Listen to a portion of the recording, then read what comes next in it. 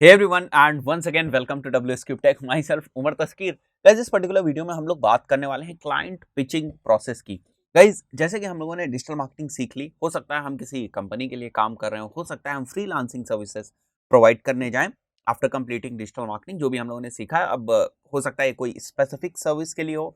जैसे अगर आपको गूगल एड्स में इंटरेस्ट है, गूगल एड्स आपको ठीक तरीके से आ सकता है, तो हो सकता है आप गूगल एड्स की जो सर्विस है वो मार्केट में आप देना चाह रहे हो, आप फेसबुक एड्स की सर्विस देना चाह रहे हो, तो उसके लिए आपको चाहिए होते हैं क्लाइंट्स, राइट। और क्लाइंट्स को कन्वर्ट करना उतना आसान नहीं होता है।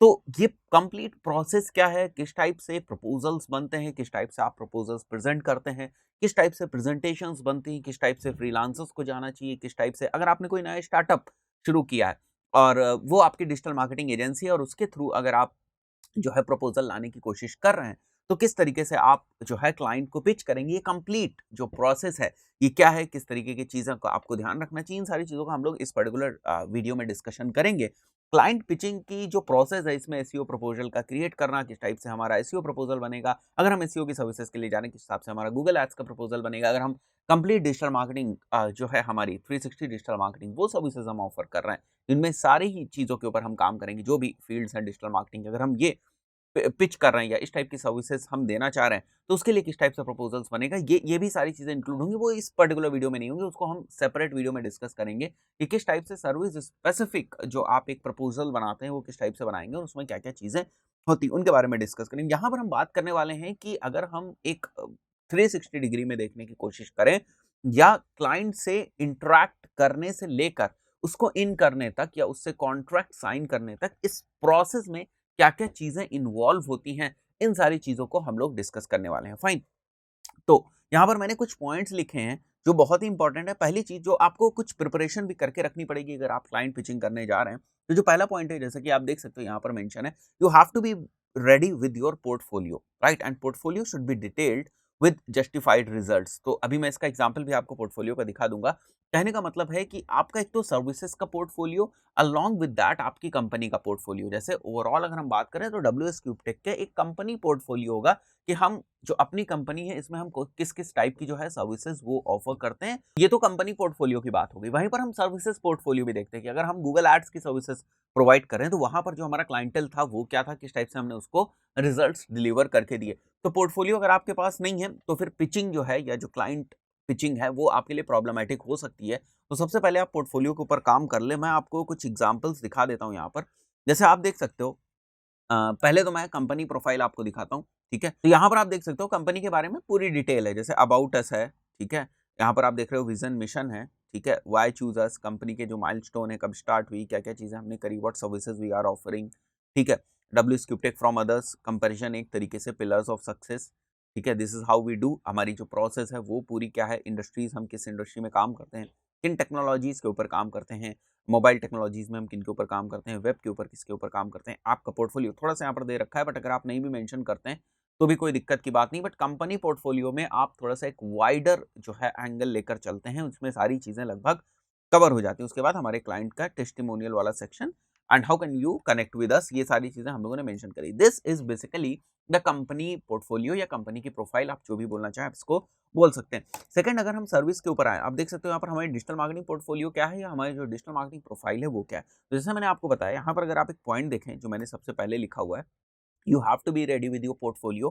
प्रेजेंटेशन फॉर्म में होने चाहिए आपकी पोर्टफोलियो, क्योंकि हो सकता है आपको 4-5-6 लोगों के सामने प्रेजेंट भी करना पड़ जाए, तो फिर उस हिसाब से आपका पोर्टफोलियो होना चाहिए। Portfolio should be detailed with justified results. तो यहाँ पर अगर हम लोग देखें, तो जैसे हमारा डिजिटल मार्केटिंग का पोर्टफोलियो है, तो यहाँ पर आप देखो कि हमारे जो भी क्लाइंट्स हैं, अगर हम नीचे आएंगे, our partnership which means that our clients, right? तो जो भी हमारे क्लाइंट्स हैं उनके साथ हमारा क्या अचीवमेंट्स रहे, ठीक है, क्या हमने रिजल्ट्स गेन किए, वो सारी चीज़ें भी साथ ही साथ आपको मेंशन करके रखनी है। यहाँ पर देख सकते हो उसका प्रूफ भी है, ठीक है, सोशल मीडिया उनके जो हैंडल्स हैं उसका प्रूफ है। यहाँ पर हमने कितना स्पेंड किया, क्या चीज़ें हैं, वो सारी चीज़ें हमारा स्पेंड कितना रहता है, तो वो सारी चीज़ें हमने मेंशन करी हैं। दूसरा, हमारे जो क्लाइंट्स हैं उनकी डिटेल्स यहाँ पर, तीसरा क्लाइंट जो है उसकी डिटेल है, और भी फर्दर जो भी हमारे क्लाइंट, जितने भी आप क्लाइंट्स यहाँ पर मेंशन कर सकते हैं जिनके साथ आप काम कर रहे हैं, राइट, वो आप वहाँ पर मेंशन कर सकते हैं, फाइन। तो इन चीज़ों के लिए आपको तैयार रहना है, जब भी आपको क्लाइंट पिचिंग करनी है, ठीक है, तो आपको इन सारी चीज़ों के लिए तैयार रहना है, क्योंकि ये आपको वहाँ पर जस्टिफाई करेंगे कि आप किस इंडस्ट्री में किस तरीके से परफॉर्म कर रहे हैं। सेकंड जो पॉइंट है वो है यहाँ पर, you have to understand your client business. तो इसीलिए कहा जाता है कि अगर आप जिस निश में ऑलरेडी क्लाइंट्स को हैंडल कर रहे हैं, जैसे अगर आप एजुकेशन निश के क्लाइंट्स को ऑलरेडी हैंडल कर रहे हैं, तो आप कोशिश करें कि पहले आप जो एजुकेशन निश के दूसरे क्लाइंट्स हैं उनको पकड़ने की कोशिश करें, क्योंकि यहाँ का एक्सपीरियंस आपका उस क्लाइंट को हैंडल करने में भी काम आ सकता है। तो आप जिस कैटेगरी में काम कर रहे होते हैं, जिस निश में काम कर रहे होते हैं, अगर उसी निश में आप फर्दर जो है दूसरे क्लाइंट्स पिच करना स्टार्ट करते हैं, तो वहाँ पर आपके लिए कन्वर्जन करना भी आसान होता है, आपके पास रिजल्ट्स होते हैं, तो वहाँ पर चीज़ आप जस्टिफाई भी कर सकते हो और वहाँ का एक्सपीरियंस बहुत ज़्यादा आपके काम आता है। फाइन। तो अगर ये चीज़ नहीं हो रही है, मतलब कि अगर आप जिस जिस टाइप के क्लाइंट्स आप अभी हैंडल कर रहे हो, अगर आप उसी टाइप के क्लाइंट्स को नहीं पिच करने जा रहे हो, तो फिर आपका जो क्लाइंट का बिज़नेस है, उसको आपको भी बहुत ही थॉरो, बहुत ही डिटेल्ड तरीके से समझना पड़ेगा, तभी आप उनके जो क्रॉस क्वेश्चंस होंगे, उनके आप आंसर दे पाओगे। फाइन।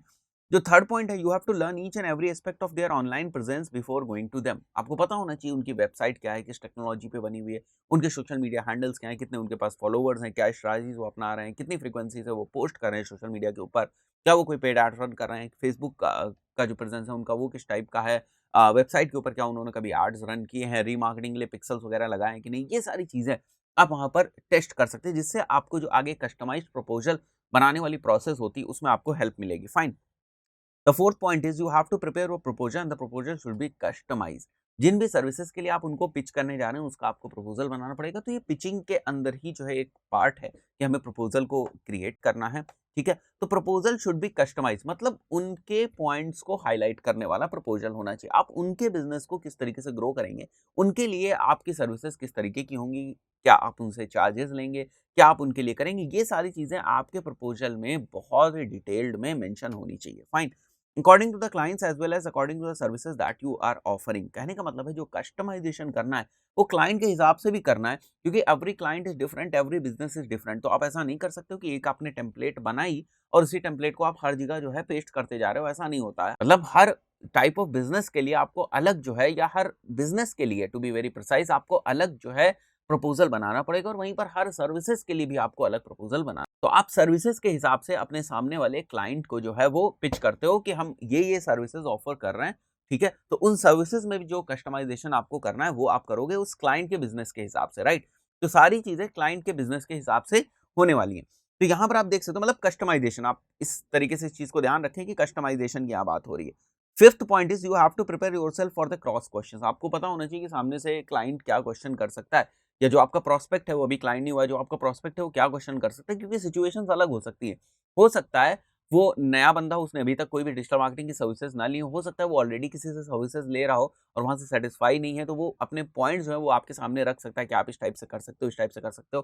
तो इन सारी क्वेश्चंस के लिए भी आपको प्रिपेयर रहना है। ऐसे ही आधी अधूरी तैयारी के साथ अगर आप क्लाइंट को पिच करने जाओगे, तो अगर कोई कन्वर्ट होने वाला भी क्लाइंट होगा तो नहीं होगा। तो वही मैं सारी चीजें आपको बता रहा हूँ कि क्लाइंट पिचिंग किस तरीके से काम करती है, ये सारी चीजें आपको बैकएंड में स्ट्रॉन्ग करके रखनी पड़ेंगी।